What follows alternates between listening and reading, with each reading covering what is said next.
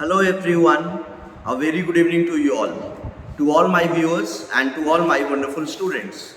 Guys, I am before you all as usual with the review of the Hindu newspaper, with the analysis, with the Hawkeye review of the Hindu newspaper dated September 12th and that falls on Tuesday, that is today itself. Guys, the first news, first the headlines. The headlines on the first front page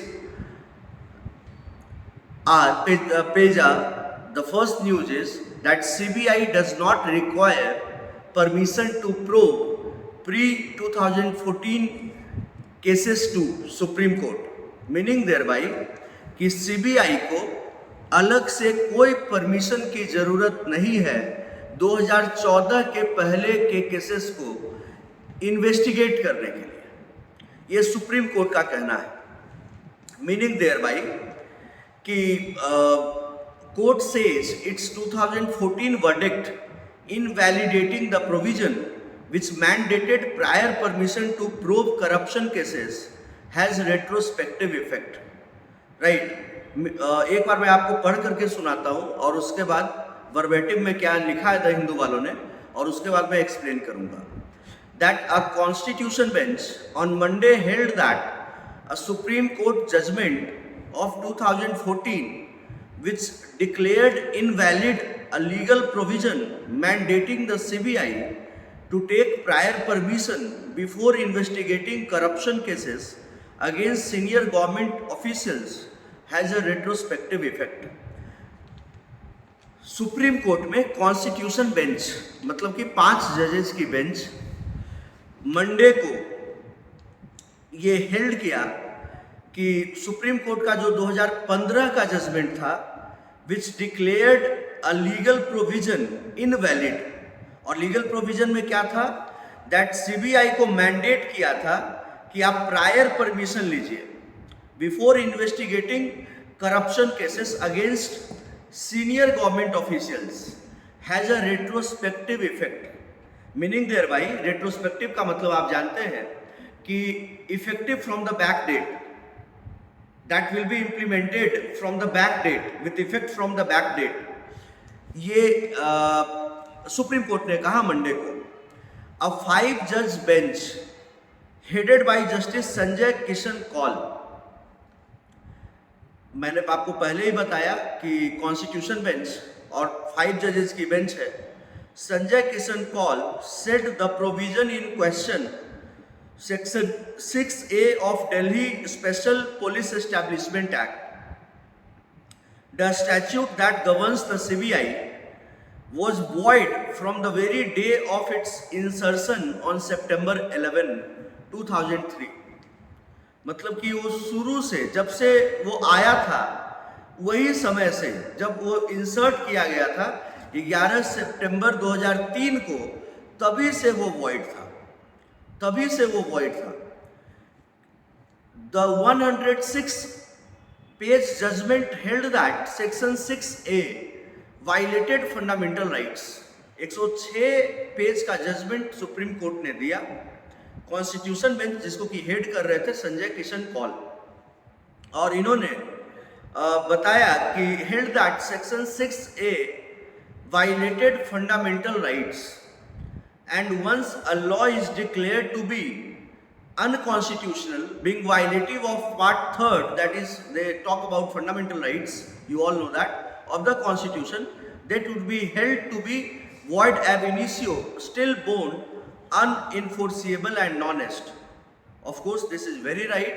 supreme court ने कहा 106 page के judgement में कि 6A जिसको कि insert किया गया था 11 सितंबर 2003 को, वो जब से इंसर्ट किया गया तभी से वॉइड है, इनऑपरेटिव, क्योंकि वो फंडामेंटल राइट्स को वायलेट कर रहा है। और सुप्रीम कोर्ट ने कैटेगोरिकली ये बताया कि अगर कोई भी लॉ को अनकॉन्स्टिट्यूशनल डिक्लेयर किया जाता है, असंवैधानिक डिक्लेयर किया जाता है, और तब वो पार्ट 3rd जिसमें फंडामेंटल राइट्स दिया गया है उसको वायलेट करता है, वो वायलेटिव हो जाता है, then it would be held to be void ab initio. Void ab initio का मतलब क्या है? That is nullity from the very outset, from the very start, nullity from the very beginning. शुरू से ही उसकी कोई वैल्यू नहीं है. That is from the day of insertion, that is on 11 September 2003. ये एक बड़ा ही इंपॉर्टेंट जजमेंट आया है और ये एग्जाम पॉइंट ऑफ व्यू से बहुत बहुत ज़्यादा इंपॉर्टेंट है. I am telling you. आगे सुप्रीम कोर्ट ने कहा, this means that senior government officials involved in corruption cases even before the date of the Supreme Court judgment, invalidating the need for prior sanction, would no longer be able to avail the protection of prior approval.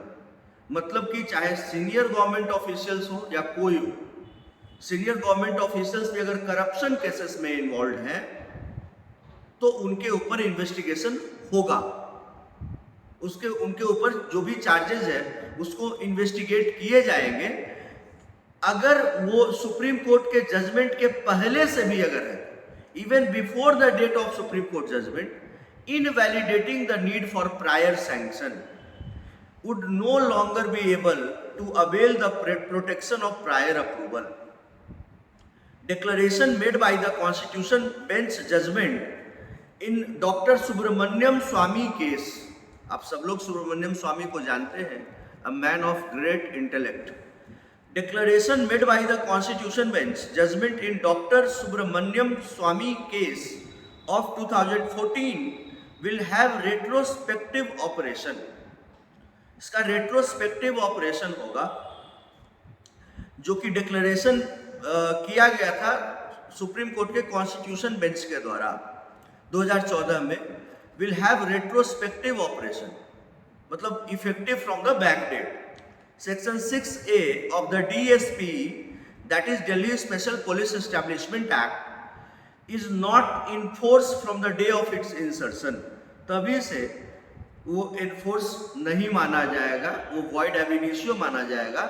Justice Vikram Nath, who authored the judgment for the 5 judge bench, held. Justice Vikram Nath जो कि 5 जजेस constitution bench के 5 जजेस में से एक थे और जिन्होंने author the judgement for the 5 जज बेंच, जिन्होंने 106 पन्ने का जजमेंट लिखा, उन्होंने ये बोला. So guys, please mark my words, this article is going to be, this judgment given by the Honorable Supreme Court is going to be very very important from the point of view of the law entrance examinations or UPSC's PCS judicial services examinations. Next news is West Asia corridor will be historic. Prime Minister, India and Saudi Arabia have agreed to set up a joint task force to fast track the West Coast refinery project. India और Saudi Arabia agree किया है कि to set up a joint task force to fast track the West Coast refinery project. Hopefully it will be a very handy, we shall be having very positive outcome out of all this that Prime Minister is raring for. Next news is, as quota still rages on, Shinde holds all party meet. Maratha quota activist, जिसके बारे में मैंने पहले भी आपको बताया था, Manoj Jarange, refuse to end his fast. उन्होंने अपना फास्ट खत्म करने से मना कर दिया. महाराष्ट्र सीएम एकनाथ शिंदे इस कारण से एक नया ऑल पार्टी मीटिंग उन्होंने मुंबई में बुलाया है कि इसको ख़त्म कराया जाए. सब लोग मिल करके इसके लिए डिसीजन लेते हैं और इनका मराठा लोगों को रिजर्वेशन का मामला को ख़त्म करते हैं, इनको दे देते हैं reservation. Next is Congress to make national status for ERCP a poll plank. That is, Congress in Rajasthan will take out a yatra this month to demand national project status for the Eastern Rajasthan Canal project turning it into a big issue ahead of the Rajasthan upcoming assembly poll. इसके बाद का next news है कि Sharad Pawar faction of NCP seeks disqualification of NCP MLCs in rebel group.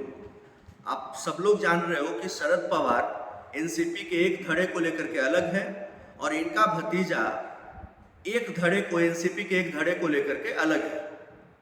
एक धड़ा है जो कि अपोजिशन का पार्ट है और एक धड़ा है जो कि रूलिंग कोलिशन का पार्ट है। एक एनडीए के साथ है और एक इंडिया अलायंस के साथ है। इनके भतीजे डिप्टी सीएम भी बने हुए महाराष्ट्र में।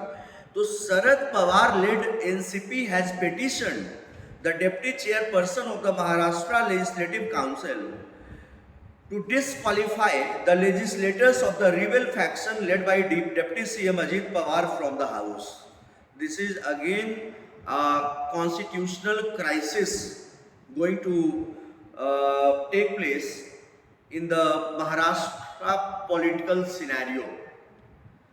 कि शरद पवार के फैक्शन के जो लीडर्स हैं उन्होंने deputy chairperson Maharashtra legislative assembly को एक पिटीशन दिया है और मांग की है कि जो अजीत पवार के साथ जो एमएलसी जुड़े हुए हैं उनको डिस्क्वालीफाई कर दिया जाए। तो ये भी एक मामला नया बनेगा कॉन्स्टिट्यूशनल क्राइसिस का। जहां भी कॉन्स्टिट्यूशनल क्राइसिस का मामला बनेगा वहां पर हम आपसे मुखातिब होंगे और उसको एक्सप्लेन करेंगे, क्योंकि कॉन्स्टिट्यूशन में वाइज अगर कहीं भी कुछ भी प्रॉब्लम आएगा, you need to understand that, you need to grasp that how and why and when it shall be. Next news is that Thakur Sawant make a rake up Sanatan row in Madhya Pradesh. Anurag Thakur, Union Minister for Sports. Anurag Thakur with Goa Chief Minister Pramod Sawant, they are taking up the Sanatan issue in Madhya Pradesh, said by initiated by Uday Nidhi, bullshit, a garbage man, and his father is still supporting. And today I heard that DMK leader A Raja, who has been from neck to toe, he is has been involved in corruption in 2G scam cases and all. He has said that Hinduism is the biggest threat in the world. Hinduism is the biggest threat in the world. These kinds of people should be, without any delay, these kinds of persons should be sent behind the bars और उनको पहले खोपचा में ले जाकर के कूटना चाहिए।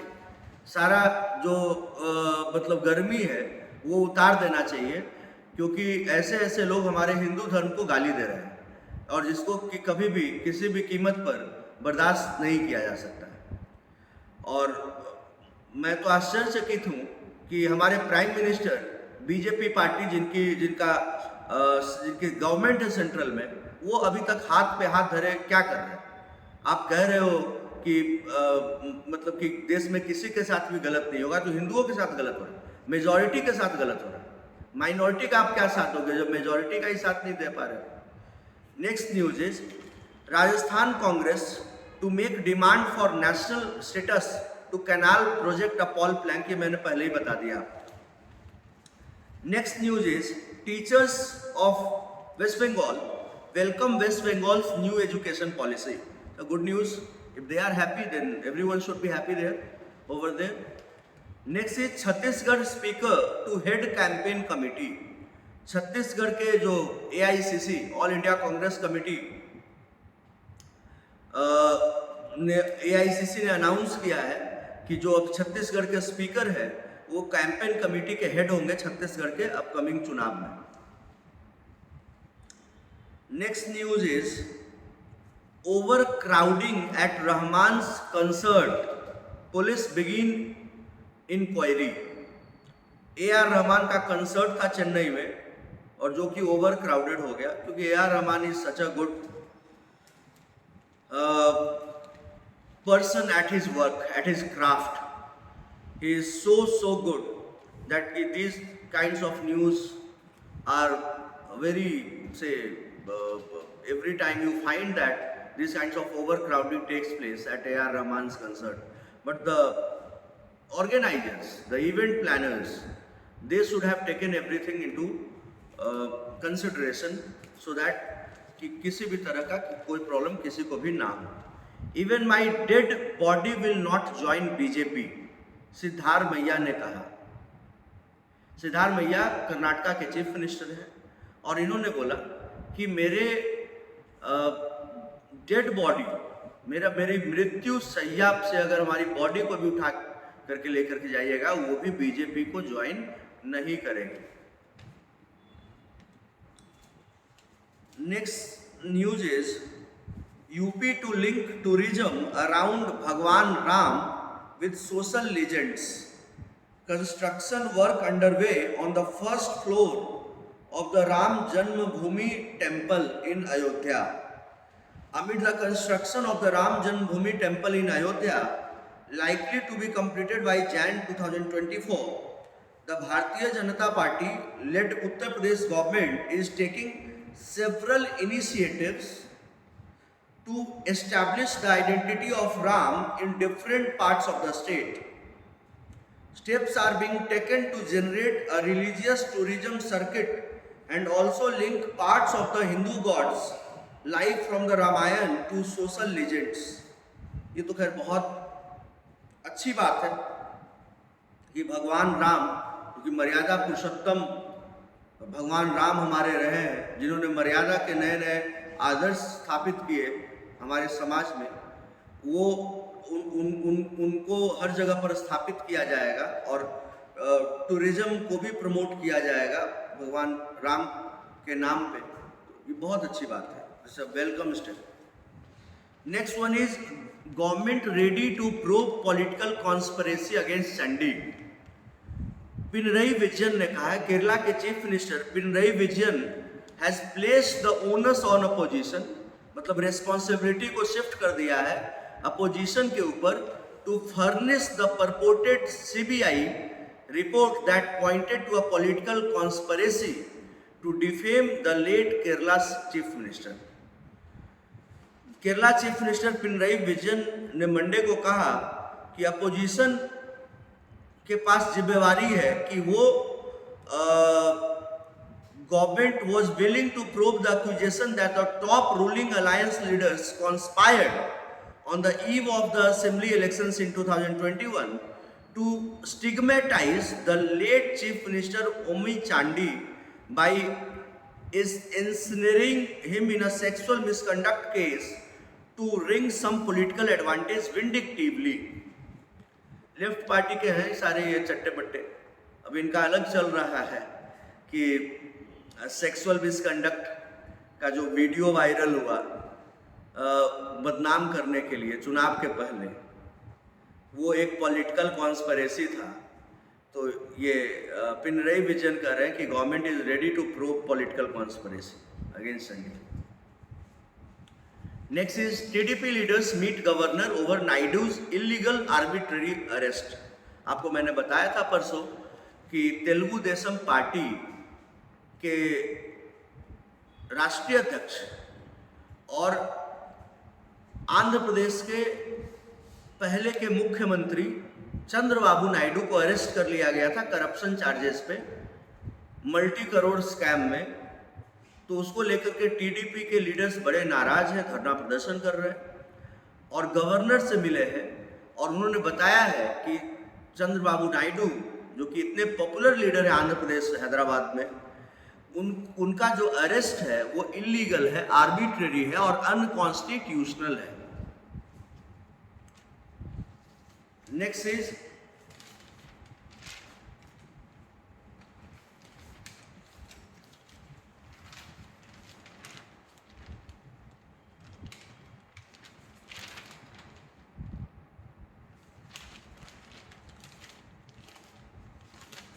next news is that declaration affirms G20 is a body for economic ties, not geopolitics, says China. China ने बताया है, चाइना के प्रेसिडेंट नहीं आए भारत में. खैर भारत में उस गंदे आदमी का पैर नहीं पड़ा, ये बहुत सही हुआ, हमारी पवित्रता बची रही। चाइना ने बोला है कि declaration रीअफर्म्स G20 is a body for economic times. G20 geopolitics के लिए नहीं है और इकोनॉमिक टाइज के लिए, ये चाइना ने कहा। फॉरेन मिनिस्ट्री जो चाइना की है उसने बताया कि चाइना का पोजीशन यूक्रेन पे एकदम क्लियर है। Beijing welcomes India middle east Europe economic corridor initiative but says it should not become a geopolitical tool. मतलब कि एक सलमान खान का गाना है कि मैं करूं तो कैरेक्टर ढीला और तुम करो तो, एक ऐसे करके गाना है ना यार, मूवी में आया था जरीन खान के साथ। तुम करो तो रास लीला और मैं करूं तो कैरेक्टर ढीला, यही बात है। अब चाइना इंडिया को बता रहा है कि it should not become, you should not make it a geopolitical tool. Geopolitical tool, पूरे जीवन तुम यही करते आए बेटा, आज भी तुम यही कर रहे हो।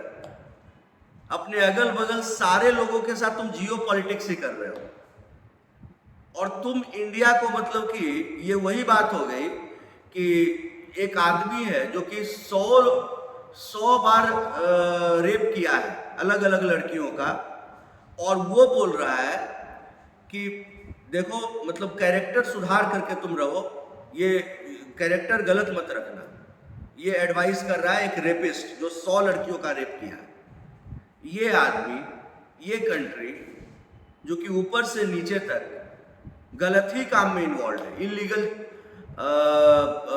एक्विजिशन ऑफ लैंड, और वो कह रहा कि जियो पॉलिटिक्स इंडिया को नहीं करना चाहिए। तुमको करना चाहिए, हमको तो नहीं करना चाहिए, तुमको करना चाहिए। तुम जीवन भर यही किए हो और आगे भी यही करोगे, अभी भी यही कर रहे हो। देखो ये चाइना के नाम से मेरा दिमाग खराब हो जाता है। आई थिंक पूरे इंडिया का गलवान वैली के टाइम से जो स्टार्ट हुआ अभी तक चल रहा है। Next is Brazil will focus on inequality during G20 presidency। Brazil G20 presidency जब ब्राजील होस्ट करेगा तो ब्राजील के प्रेसिडेंट ने बोला है लुइज लुला डा सिल्वा कि inequality in the world will be at the center of its G20 presidency, a day after he was symbolically handed the ceremonial gavel by the Prime Minister Narendra Modi on Sunday. Brazil will formally take over the presidency in November after Mr. Modi holds a virtual summit of G20 leaders to follow up on decisions taken at the Delhi summit.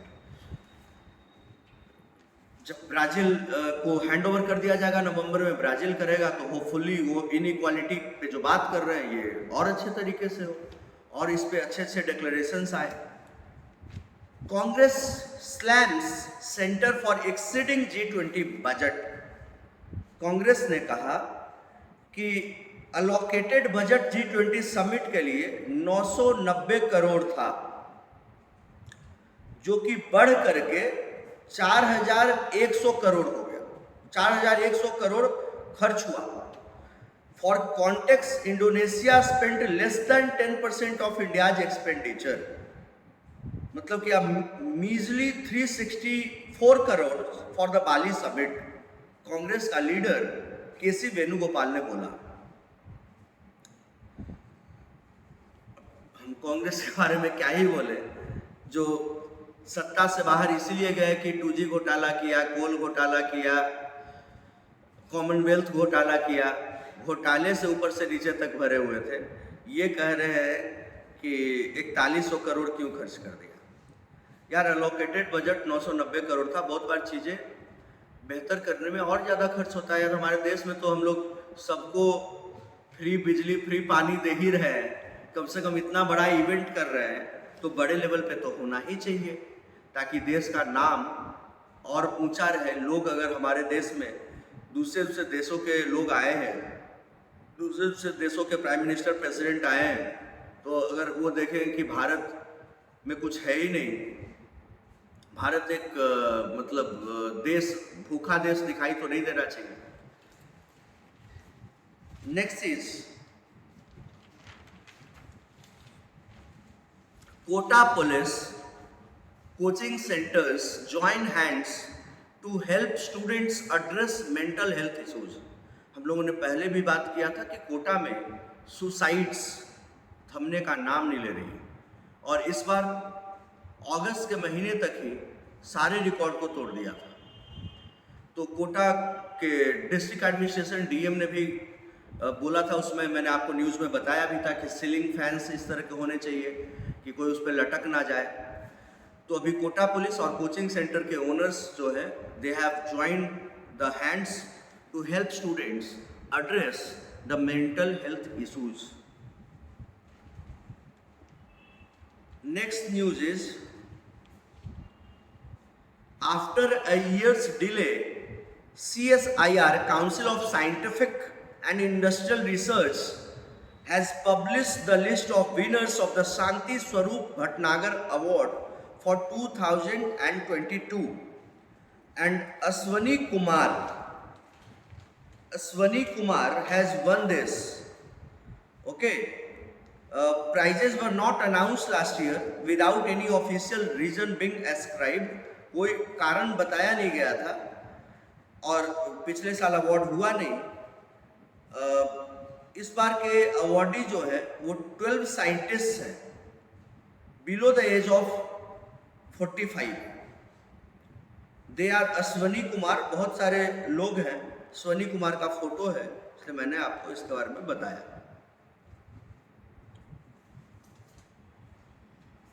Survey reveals only 16% of those above 50 took any adult vaccines. Survey is a nightmare then. Next is Kim Jong-un will visit Russia, setting the stage for a meeting with Vladimir Putin. अभी Vladimir Putin और north Korea के leader Kim Jong Un का बहुत पट रहा है। दोनों में काफ़ी दोस्ती दिख रही है, कैमरेडी दिख रही है। और किम जोंग उन ने बोला है कि मैं रसिया का दौरा करूंगा, और मंडे को इसने ये बताया कि he is expected to hold a highly anticipated meeting with president Putin that has sparked western concerns about a potential arms deal for Moscow's war in Ukraine. Canada PM to leave New Delhi by today noon at the earliest. Justin Trudeau जो वहाँ के prime minister है Canada के, he was stranded after the G20 summit due to technical snags with his official aircraft. But Canada on Monday said the earliest possible departure of Prime Minister Justin Trudeau and his delegates from New Delhi is Tuesday late afternoon, and that the country's armed forces are continuing with their best efforts to bring them back home. अब प्रधानमंत्री साहब ही फंस गए हैं snack में, तो अब क्या ही किया जाए। ऐसे इंडिया ने ऑफर किया था एयर इंडिया से छोड़ने का। Next news is Kohli, Rahul and Kuldeep hold स्वे इन इंडियाज वेन। कल तो जो इंडिया ने हराया पाकिस्तान को देख करके मजा आ गया, 228 रन। इतने बड़े मार्जिन से हम लोगों ने कभी पाकिस्तान को हराया ही नहीं था, खराब कर दिया पूरा का पूरा। पाकिस्तान का जो रायता फैल गया, और कोहली राहुल ने सेंचुरी बनाया और कुलदीप ने 5 विकेट हॉल लिए। With slam number 24, Djokovic is at the gates of uncharted territory. The news that I am going to read for you all is a historic news. That is about Novak Djokovic. He halfway through a second set that lasted 1 hour 44 minutes, a test of tenacity as much as talent amid a US Open final, as exhausting as it was exhilarating. Novak Djokovic and Danny Mendeleev Medvedev engaged each other in a 32 stroke point. 24 slam जीत गया जोकोविच. ये historic, unimaginable, even the Hindu has written. जोकोविच ने कहा that I never imagined that I would be here standing with you talking about 24 slams. I never thought that that would be the reality. 36 साल का जोकोविच, सर्बिया का, बताए कभी भी हमने ये नहीं सोचा था कि इतना स्लैम मैं जीत जाऊंगा और आपसे बात कर रहा हूँगा. But the last couple of years I have felt I have a chance, I have a shot for history, and why not grab it if it's presented.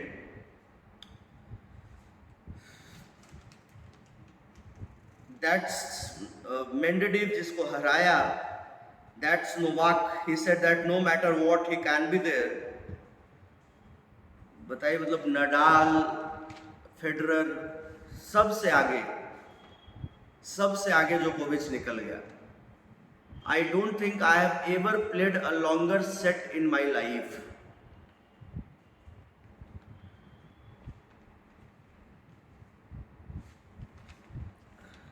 Nadal is next with 22. Federer retired with 20.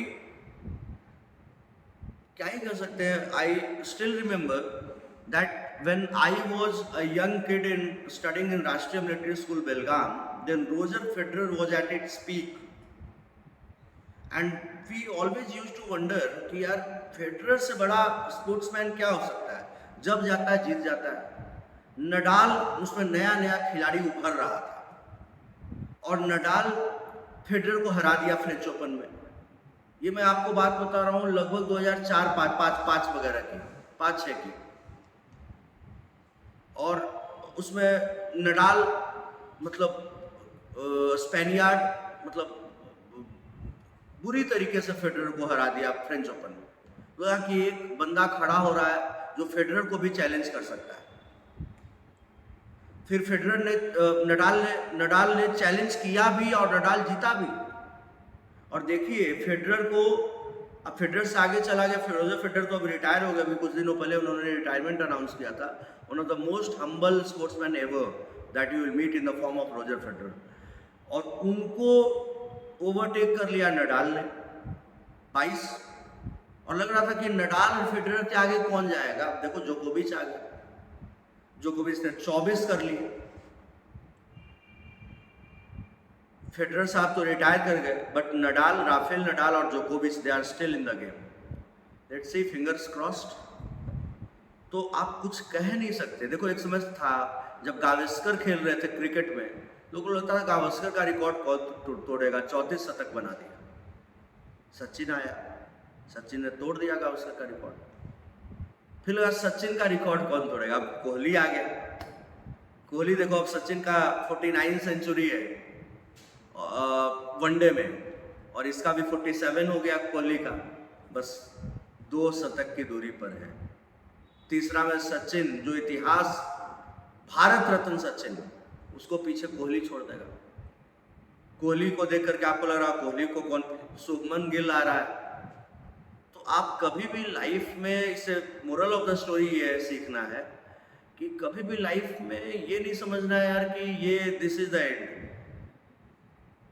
और मेहनत करनी है, क्योंकि अगर आप नहीं करोगे तो आपके बाद कोई आएगा जो आपको क्रॉस करके चला जाएगा, जो आपसे ज़्यादा मेहनत करेगा, आपसे ज़्यादा वेल प्रिपेयर्ड आएगा, ज़्यादा भूख होगी उसके अंदर, ज़्यादा क्यूरियोसिटी होगी और डिजायर, हंगर फॉर सक्सेस होगा, वो आपको पीछे छोड़ देगा.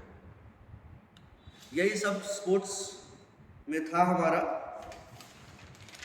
Overall, right. So guys, I hope that you like the video, you like the analysis, and we'll meet you tomorrow. Till then, tata, bye bye, Shubh Ratri, Sabha Khair, Jai Hind, Jai Shri Ram.